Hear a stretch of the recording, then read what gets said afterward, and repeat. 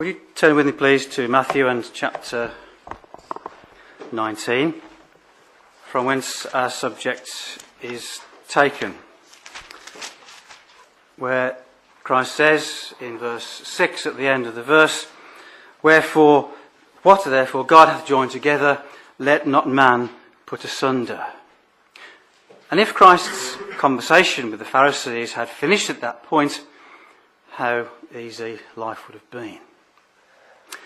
But he was provoked to answer a further question.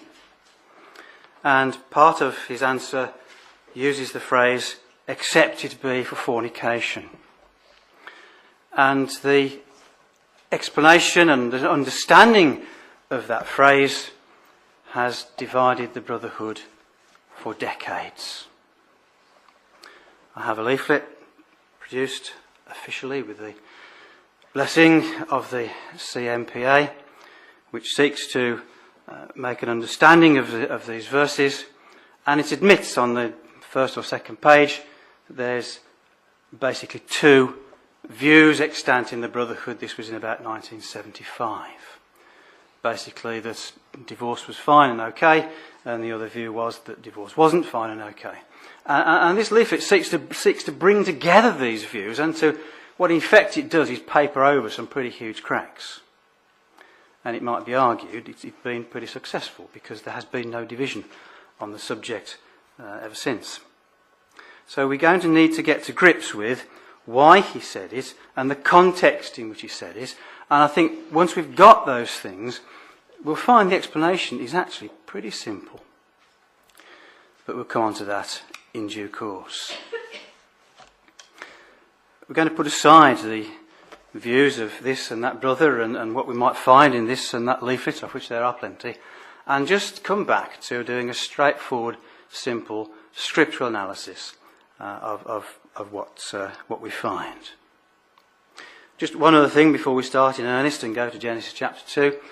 One or two of the things that we have to touch on may appear to be, or may be indeed, a little sensitive, and maybe some might think they'd be perhaps left unsaid. But we need to get to grips with what Christ actually meant, and so we must tackle these things. So then, let's start in the obvious place, which is Genesis chapter 2. And truly, the last few verses of Genesis chapter 2 are words which we know extremely well. We possibly know some of them off by heart, and we've possibly known them since we were perhaps 5 or 6 years old. And maybe we're just that bit too familiar with them, and we need to just take a step back and decide what we're actually being taught. Verse 21, "The Lord God caused a deep sleep to fall upon Adam, and he slept, and he took one of his ribs and closed up the flesh instead thereof." So let's be clear. He took a rib, the flesh was closed up. So all the angel had in his hand was a rib, no flesh.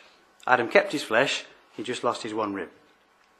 And what are we to understand by flesh of my flesh? And at the end of verse 24, "They shall be one flesh." Well, just have a look at chapter 6 and verse 12, where we read that God looked upon the earth, and behold, it was corrupt, for all flesh had corrupted his way upon the earth. Now, it doesn't mean all skin had corrupted God's way. It was the people that had corrupted God's way. They were the flesh. So, where we read in verse 23, "This is now bone of my bone and flesh of my flesh," in effect he was saying that she was part of his body. And then we read, we'll just stay with this point, that these two are one. They shall be one flesh. Just have a look at chapter 5 and verse 2. Chapter 5 and verse 2, "Male and female created he them, and blessed them, and called their name Adam." It was Adam who called Eve. In the Creator's eyes, they were Adam. So we're beginning to build up a picture then of this oneness. Yes, of course, there were two individuals. There was Adam and Eve. But what we're being taught is this this oneness, this one flesh, this one of mind and purpose, and that had been now created the one out of the other. In verse 24, in the Authorised Version, it's not obvious who's speaking. Indeed, we might be forgiven for thinking that it was Adam who was speaking, because we're clearly told in verse 23 what Adam said, and then we read on into verse 24, therefore shall a man leave his father and mother. But if we just we'll come back into Genesis, but if you just glance at Matthew 19 again, we'll see that that's not the case. And when Christ uses this verse, he uses it to great effect. Matthew 19, and in verses 4 and 5, he answered and said unto them, have you not read that he that which made them at the beginning made them male and female, and said, for this cause shall a man leave his father and mother and cleave unto his wife, and they shall be one flesh. So what we have as Genesis chapter 2 and verse 24 isn't uttered by Adam at all, it's uttered by the Creator. And we'll come back to this point, but it's very important that the Creator who designed the whole system of male and female made this utterance, therefore shall a man leave his father and mother. And of course at that stage there were no fathers and mothers. So it wasn't a statement of fact at the time, it was a prophecy of what was going to happen, an instruction as to what should happen. That a man should leave his father and mother and cleave unto his wife. Now these days we have the understanding of the word cleave as to divide. If a butcher uses a meat cleaver, he divides the joint into two. Now it means that here, in the Authorised Version, it means completely the opposite. It means to stick together. The word has completely and utterly changed its meaning. So then, the Creator says, therefore shall a man leave his father and mother and cleave unto, stick like glue, we might literally say, to his wife, and they shall be one flesh. And we might add Genesis 5, and Yahweh called their name Adam. So, we're familiar with the story and with the effects, but we might sort of take a step back and say, what was the point of creating the woman out of a rib of the man? Creation had been made out of the dust of the earth. The living creatures were made out of the dust of the earth. Why not just repeat the process? Surely it is to make the point, indeed the whole point of the creation of the woman out of the man, was to establish the fact, as the Creator says, they shall be one flesh. And as Adam understood, this is now flesh of my flesh. There's more that could be said about Genesis 2, but we're just drawing out the facts to which Christ referred in Matthew 19, and we'll get there eventually, God willing. But we now need to look at two passages in the law, and look at Deuteronomy 22 and Deuteronomy 24. Obviously part of the law of Moses. But as we think of these passages as the law of Moses, can we just give all of the law its due status? It was the Father's instructions to his people. It wasn't just, if I can use that expression, the law of Moses. Yes, Moses was the instrument by which Yahweh imparted the law. But it was Yahweh's law for his people, his instructions to his people. And in Deuteronomy 22, and we come to verse 13. If a man take a wife, and go in unto her, and hate her, and give occasion of speech against her, and bring up an evil name upon her, and say, so this is the cause of the problem, I took this woman, and when I came to her, I found not her a maid. And if it came to be the case that she was not a maid, in other words, not a virgin, then in verse 21, It's brought to a head when they shall bring out the damsel of the door of her father's house. The men of her city shall stone her with stones that she die, because she hath wrought folly in Israel, to play the whore in her father's house. So shall they put away evil from among you. So if a woman had previous relationships and then came to be married, it transpired that she wasn't a virgin, she was to be stoned. Bear that in mind and go to Deuteronomy now and verse 22. Verse 22, chapter 22 and verse 22. If a man be found lying with a woman married to a husband, then they shall both of them die, both the man that lay with the woman and the woman, so shalt thou put away evil from Israel. So then, if there had been irregularity before the marriage, the punishment was death. If there was adultery during the marriage, the punishment was death. Hard, but straightforward. Now go to chapter 24. We will incidentally be referring from time to time to chapter 22 and chapter 24. We just need to bear in mind which is which. So chapter 22 is the death for adultery chapter. Now, chapter 24 then, and verse 1. When a man hath taken a wife and married her, and it came to pass that she find no favour in his eyes, because he hath found some uncleanness in her, then let him write her a bill of divorcement, and give it in her hand, and send her out of her house. And then there's various rules as to what might happen subsequently. And we have to understand what is meant by the phrase, he hath found some uncleanness. And we're going to suggest when we get to Matthew 19, that in fact Matthew 19 explains it. But for the moment, we will just leave it on one side. It is some uncleanness. But the word uncleanness doesn't help us particularly. It would much better be translated as nakedness. And we make that point because it means, and in its context it means, the nakedness between a husband and wife. And we choose those words carefully. The problem of chapter 24 existed between husband and wife. Whatever it was. There was no third party. There was no adultery. There's no hint of that. That's dealt with in chapter 22. The consequence is death.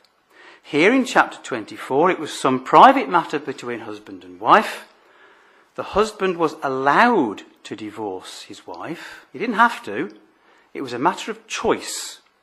If he found some uncleanness, and if she find no favour in his eyes, it was his discretion. And that's why Christ refers to this chapter and says, for the hardness of your hearts, Moses wrote this.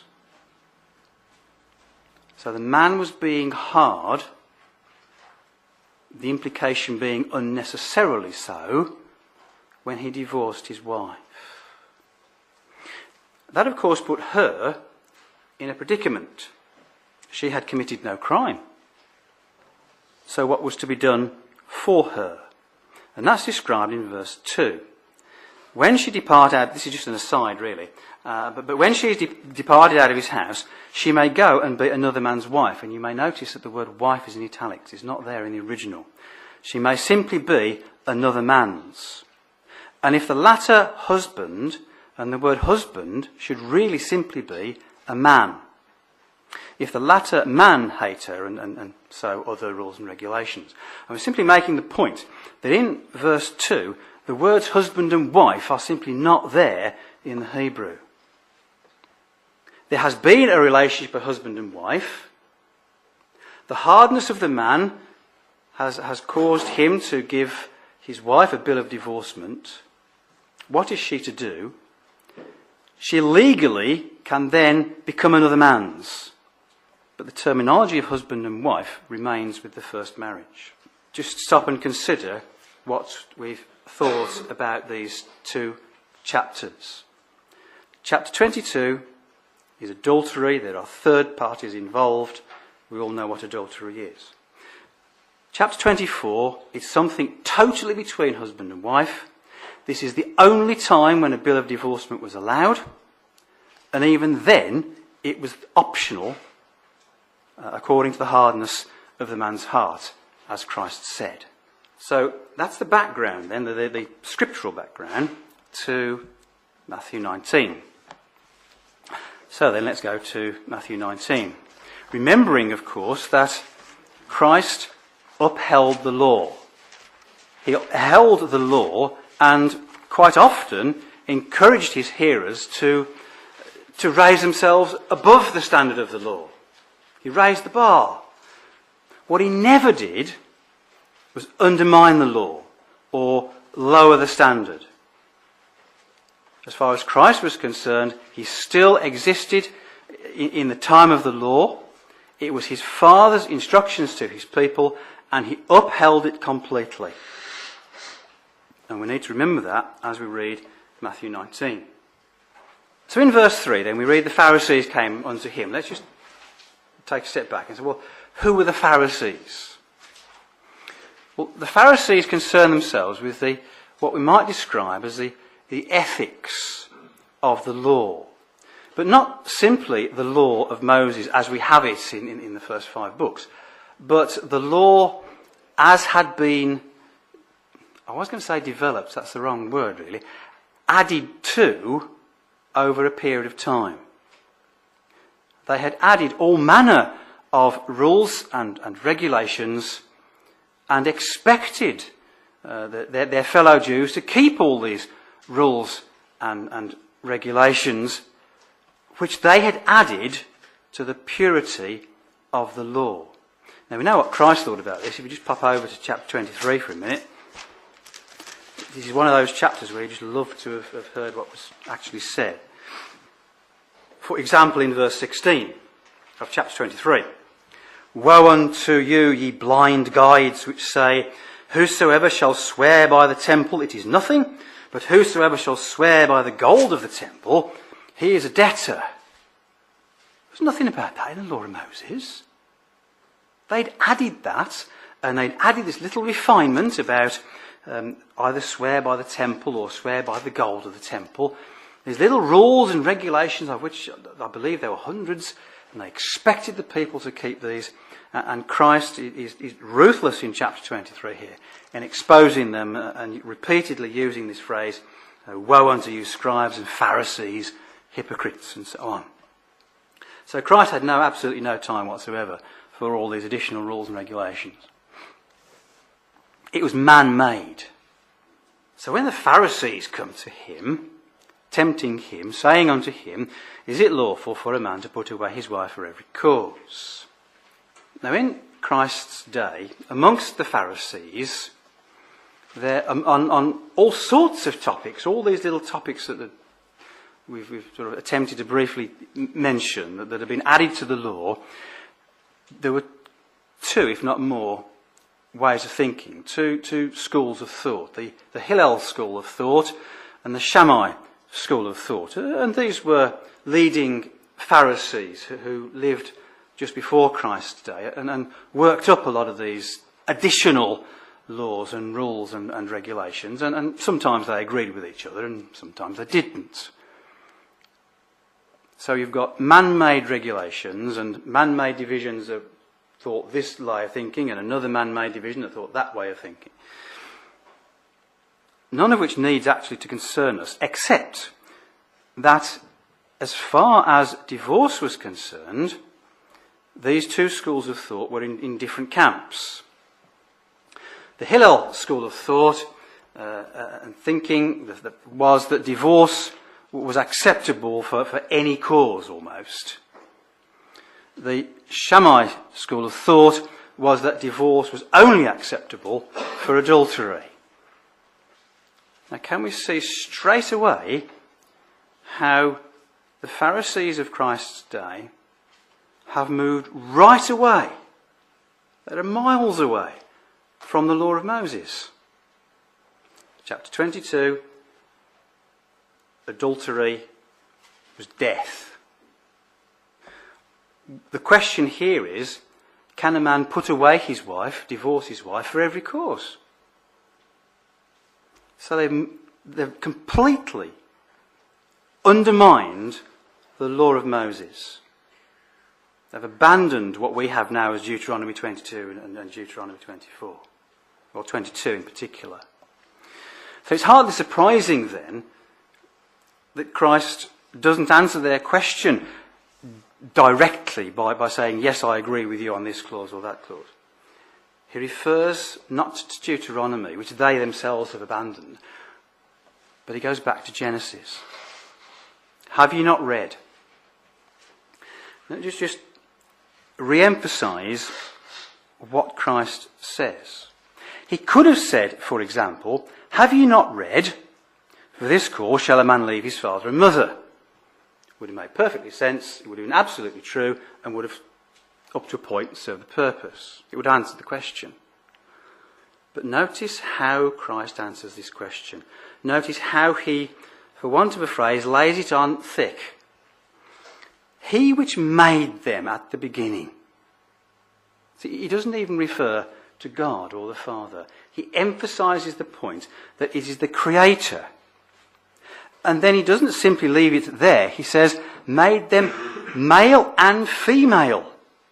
So the originator of the system of male and female, of husband and wife, of marriage, the God who designed that and put it all into place and into practice, and then went on to say, for this cause shall a man leave his father and mother and cleave to, stick to his wife, and they twain shall be one flesh. Notice how Christ has built up his arguments about the way he refers to just who said what, and the importance that the Creator himself puts on the fact that, yes, you have a man and a woman, but they become one. Then Christ himself goes on to say, wherefore they are no more twain, but are one flesh. And then comments, or perhaps even we should use the word instructs. What therefore God hath joined together, and he's gone right back to Genesis. No need to go through all that again. He's gone right back to Genesis. What God hath joined together, let not man put asunder. And that's a commandment of Christ, which we ignore at our peril. But the Pharisees, of course, weren't going to be put to silence quite so quickly. Or at least they didn't think they were. They say unto him, why did Moses then command to give a writing of divorcement and put her away? Moses did absolutely no such thing. There is no such commandment in the law. We've already read Deuteronomy 24. Moses allowed, or to be more precise, Yahweh allowed, for the hardness of a man's heart, that the wife could be divorced for that private matter between husband and wife. Nothing whatsoever to do with adultery. That was death by stoning. So they ask him this false question, why then did Moses command? And notice the way he answers the question to emphasise what we've said. He saith unto them, Moses, because of the hardness of your hearts, suffered you, allowed you. There wasn't a command. He allowed you to put away your wives. And notice straight away what we have as the same sentence. But from the beginning, it was not so. So this is the second time now. He's gone back to Genesis. It's almost as though he didn't really want to get involved in Deuteronomy 24. And he certainly didn't want to get involved in their completely erroneous discussions and arguments about what was divorce allowed for. Was it allowable for adultery? Because the answer was quite simply just a big no. So he emphasises the point that there was no such command. But then he goes on to say in verse 9, and I say unto you, whosoever shall put away his wife, except it be for fornication, and marry another, committeth adultery. And whoso marrieth her which is put away doth commit adultery. Now the word here translated in the English fornication is porneia, from which of course we get our word pornography. And as we might expect, it includes the wide range of man's perverseness in his relationships between man and woman. It does also include adultery. But just look at the way in which Christ goes on to say, except it be for fornication or porneia, and shall marry another committeth adultery. So Christ was perfectly well aware, as we might imagine. He knew exactly what adultery was. And if, when he used the word which we have as fornication, if he meant adultery, he would have said adultery, just like he did twice in the same sentence, in the same verse.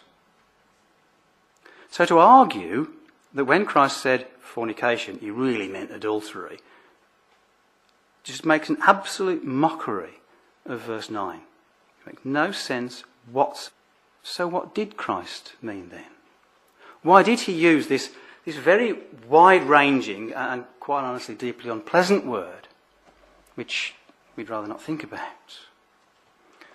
Well, I would suggest, it'd be interesting to know what we think about afterwards, perhaps in private, but I would suggest that when Christ used that word, he was actually explaining Deuteronomy 24. That was the matter of uncleanness or nakedness, privately between husband and wife. It was nothing to do with adultery.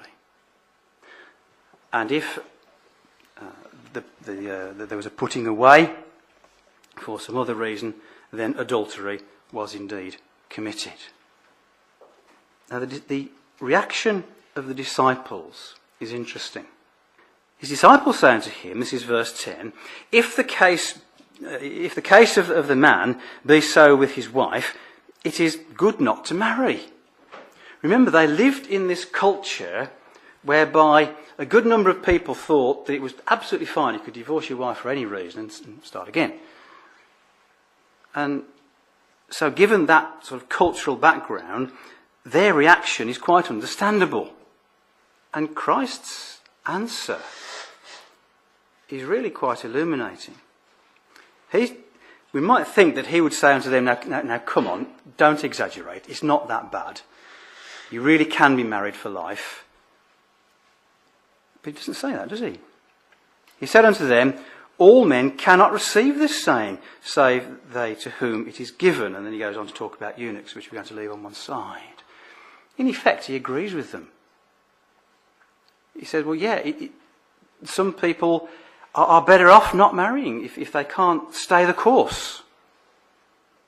Because staying the course, the permanency of marriage, is exactly what Christ has been teaching, except for this one little exception, which is this reference back to Deuteronomy 24, and is exclusively a matter between husband and wife and no third party.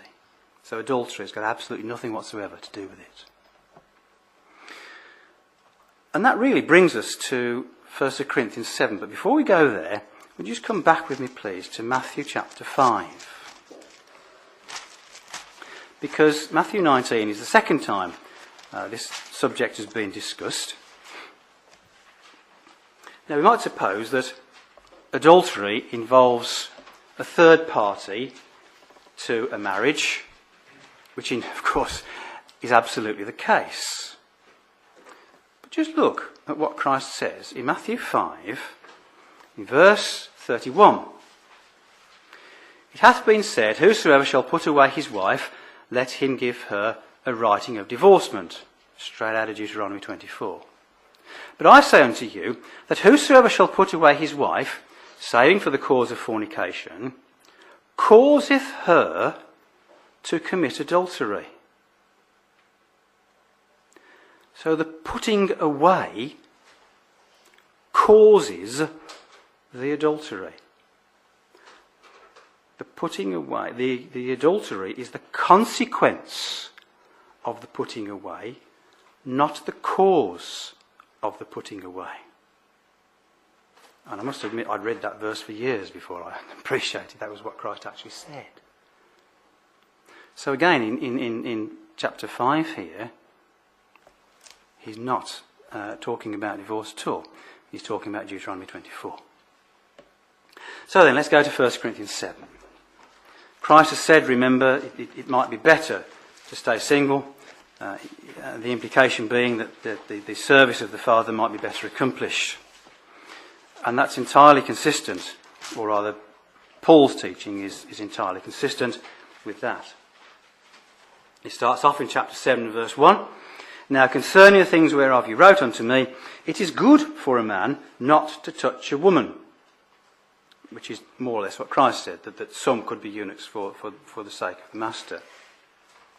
But he then goes on to say, nevertheless, to avoid fornication, let every man have his own wife. And so he goes on to explain certain rules and regulations for those who would prefer to be married. So, in verse 10, for example, we're not going to look at this chapter in any great detail. Verse 10, unto the married I command, yet not I but the Lord, let not the wife depart from her husband, but if she depart, let her remain unmarried, or be reconciled to her husband, and let not the husband put away his wife. So the instructions of Paul in verses 10 and 11 are really very simple. No divorce. If you have to, separate. But there's no remarriage. Let her remain unmarried, or, and this obviously is the preferred option, be reconciled to her husband. Notice divorce just does not come in to 1 Corinthians 7. And again in verse 15, if the unbelieving depart, let him depart. A brother or a sister is not under bondage in such cases, but God calleth us to peace. So the scenario which I think is being mentioned here in this verse is that there are two people there's a husband and wife. One comes to a knowledge of the truth. The other one is thinking, I can't be doing with this, and departs. But you notice there's no mention of divorce. And also, we're not going to go through the whole chapter, but neither is there any mention of an exceptive clause. So is Paul's teaching then different to Christ's? Yes, it is. For the obvious reason that the only reason that Christ mentioned the giving a bill of divorcement was because the law of Moses still operated and he was upholding Deuteronomy 24. By the time we come to Paul's writing, there was no obligation to uphold the law. That's gone. That's been fulfilled. So that one little escape clause, as it were, was gone. And so then, brothers and sisters, I think we've made the case that there is simply no room for the brother or sister in Christ to be divorced. And of course, the obvious consequence of that, there's no remarriage. I think we've explained what Christ said in the context of his own time, in the context of the law, and in the context of Genesis 2. I'll just leave you with these two thoughts. Think of John the Baptist, who told Herod, it is not lawful for thee to have thy brother's wife. And he lost his life because of that. So who are we to make excuses for it? And just by way of conclusion, come with me please to Hebrews 13, verse 4. Marriage is honourable in all, and the bed undefiled, but whoremongers and adulterers God will judge. And if God is going to judge them, brothers and sisters, who are we to make excuse?